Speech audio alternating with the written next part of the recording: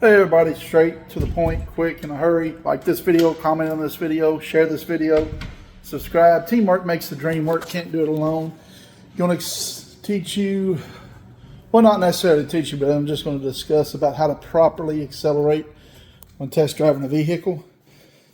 May sound a little bit crazy, a little bit dumb, but I don't know how many times I have people coming in here to test drive a vehicle. And they'll say, well, my daddy told me I need to get on it, see what this thing do, see if this engine's going to make any noise, or my grandpappy said, or my brother said. And we're just going to say, don't do that. Don't listen to them. Because I assure you, if the engine is making noise, the engine's got a rod knocking, got lifters making noise, it's going to make noise no matter which RPM you're accelerating at. You want to stay around 2,000 to 2,500 RPMs. RPMs is revolutions per minute.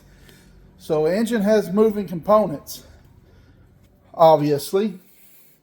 And the faster you are accelerating, the more RPMs your engine's doing, revolutions per minute. Therefore, the higher the chance is that you're going to have premature wear with your engine or catastrophic failure at some point. That's the reason why, if you've ever been to a drag strip, people have $8,000, $10,000, $15,000, $20,000 plus into an engine. You see them flooring it, and they're hauling ass down that quarter-mile-an-hour track. And guess what? The very next trip, they've got their hood popped. Hell, they might even make it to the end of the quarter-mile track before throwing a rod out the side of an engine. And that's an engine that's built for that stuff. So when you accelerate reasonably, stay between the 2,000, 2,500 RPM range.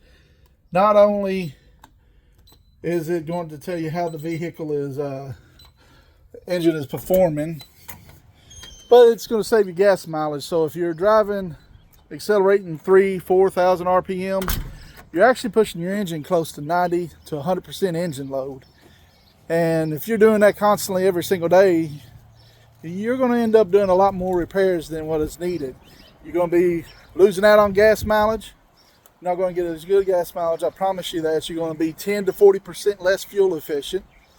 So another thing that's going to happen is when you're driving at the 2,000, 2,500 RPM range, you're shifting out, your transmission is optimized to shift at those shift points.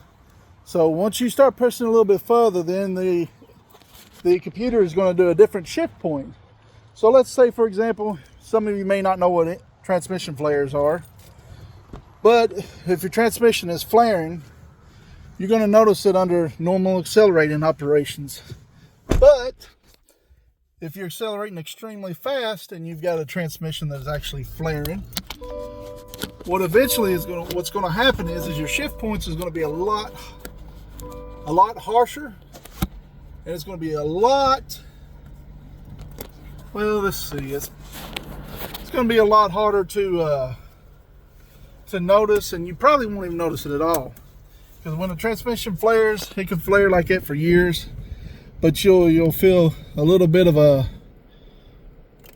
when it goes from one gear to the X, if it says flaring, you'll be a, but like I said, if you're accelerating extremely fast, you're probably going to miss that, because the harsh shift is just going to feel like a hard shift, because that's the way the shift points is when you're accelerating extremely fast, so that you controlled by the computer.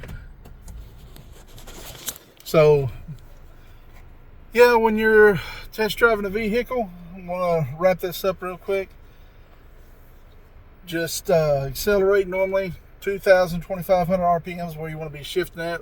Listen to noises. If you hear anything that sounds funny and you don't know about it, if you don't know if it's engine noise, and you really like the vehicle and you're uncomfortable, if you do not have a friend or a mechanic that you can take it to check it out to make sure that the engine sounds pretty solid, or you don't trust the dealership that you're dealing with, or the mechanics that you're dealing with that you're purchasing the vehicle from, that it's going to be a solid vehicle, then just go with your gut instinct. I mean, it sucks sometimes, but you just may have to kill the deal. Until next time.